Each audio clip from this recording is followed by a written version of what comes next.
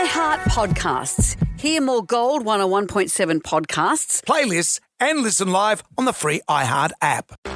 Jonesy and Amanda. Jam Nation. Annabel Crabb is one of Australia's most recognisable journalists and presenters, an award-winning political writer, a much-loved member of our ABC.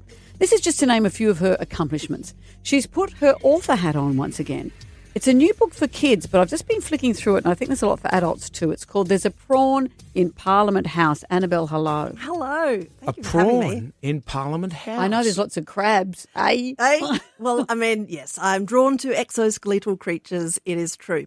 If you walk into Parliament House through the big doors at the front, there's a big marble hall. It's called the Marble Foyer, and it's got a shiny kind of floor, highly polished. And in one of the black bits of this sort of Art Deco detailed floor, there's a little 20-cent coin-sized fossil. Right? He's 350 million years old, and now you can go and visit him. He's so cute. He's a bit of a tourist attraction.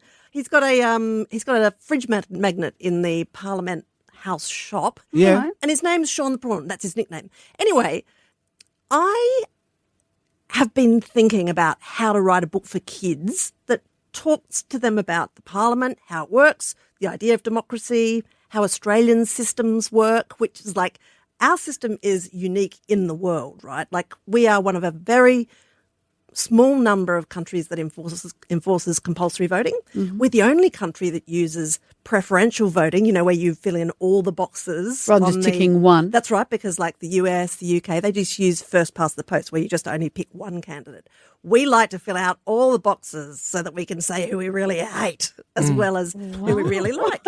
And anyway, that's us. Nobody else does that coast to coast the way we do. We also invented the idea of having an independent electoral commission run elections. We did that in the 1850s. Mm-hmm. We also invented the secret ballot method of voting. The first election that happened in Australia was here in Sydney in 1843, and voting was public. This was like the British model at the time. And what would happen is the candidates would turn up and make speeches and buy beers for voters. You could only vote if you were a man who owned property.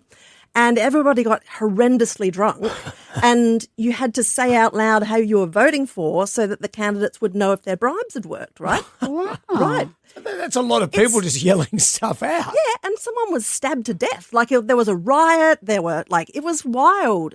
But then in Australia, we went, hey, we're not really cool with my boss or my neighbour looking over my shoulder and knowing how I'm voting. I'd rather do it in private. So we invented the secret ballot.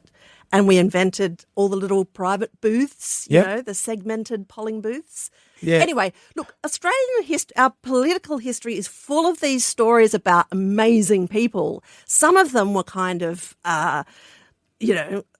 venal, and they made changes for their own, like, self-preservation. Yeah. Like, the reason why we have preferential voting, for instance, is because Billy Hughes introduced it in 1918 because he was really worried he was going to lose because the Conservative vote was being split between the Country Party and his Conservative Nationalist Party. He's like, how do I save my bacon? I know, preferential voting. That's why that way the Conservative vote can kind of stick together. And he did save his own bacon, but not for all that long. And also, that's the same system that eventually cost Scott Morrison government 100 years later. So it kind of... The circle of life. It is the circle of life. And the other thing about Billy Hughes, he also invented the Australian Federal Police while he was Prime Minister.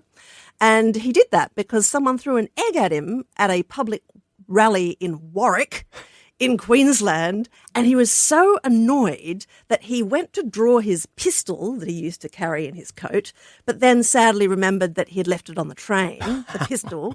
So he ordered a local Queensland copper to arrest this egg thrower, and the copper, who hated him because he was a Labor type, wouldn't do it. And Hughes said, I instruct you to arrest this guy. Wouldn't do it. So Hughes went home and said, I am inventing a federal police force because the state coppers won't do what I say. Wow. That's why we have the AFP. And so that was because of an egg. That was because of an egg. That was Egg Boy 2.0.